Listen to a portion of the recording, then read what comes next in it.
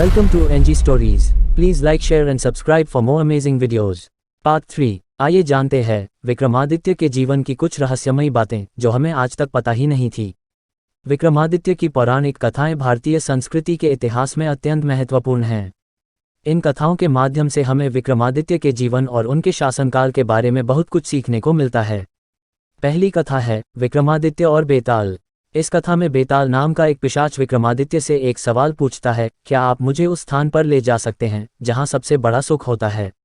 विक्रमादित्य उसे उस स्थान पर ले जाते हैं जहां एक शव से लदा हुआ बोझ पड़ा होता है। बेताल उसे कहता है कि उस शव का मालिक कौन है जिससे वह इस स्थान पर खुशी महसूस करता है। विक्रमादित्य उस शव का पता लगाते हैं जिससे उन्हें बहुत से सुख मिलते हैं। ऐसा माना जाता है कि राजा विक्रमादित्य कलियुग के आरंभ में ही कैलाश की ओर से धरती पर आए थे। विक्रमादित्य ने महान साधुओं का एक दल बनाया जो पुराण एवं उपपुराण का पाठ किया करते थे। इन साधुओं में गोरखनाथ, भर्तृहरि, लोमहर्षण, सौनका आदि प्रमुख साधु थे। इस तरह न्यायप्रिय राजा विक्रमादित्य ने अपने पराक्रम से सभी लोगों की रक्षा भी की तथा साथ ही सदा धर्म स्थापना के कार्य में लगे रहे। वर्तमान इजिप्ट या मिस्र से आए आक्रांताओं को शक कहा गया है। उन्होंने समुद्री मार्ग से प्रवेश कर आक्रमण किया और संपूर्ण दक्षिणी भारत पर आधिपत्य कर लिया।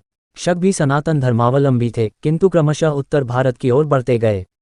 इसी क्रम में उन्होंने भारतीयों पर अनेक अत्याचार किए, उनकी वंशवृद्धि भी होती गई जिस कारण से उनके साम्राज्य का विस्तार होता गया।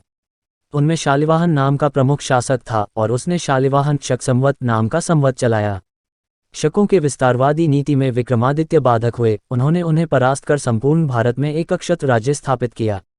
शक यहाँ की संस्कृति एवं संस्कार में एकाकार हो गए। कालगणना के समय भी विक्रम संवत के साथ साथ शक संवत का भी उल्लेख होता है क्योंकि दोनों विधि से कालगणना का आधार एक ही है। परवर्ती काल में मुगल आक्रांताओं एवं अंग्रेज आक्रांताओं के कारण हमारा इतिहास लुप्त सा हो गया। इतिहास को लोगों तक नहीं पहुंचने दिया। हमारा इतिहास क्या है ये जानना हमारा जन्मसिद्ध अधिकार है और इसे जानने की मन में इच्छा रखनी चाहिए। धन्यवाद।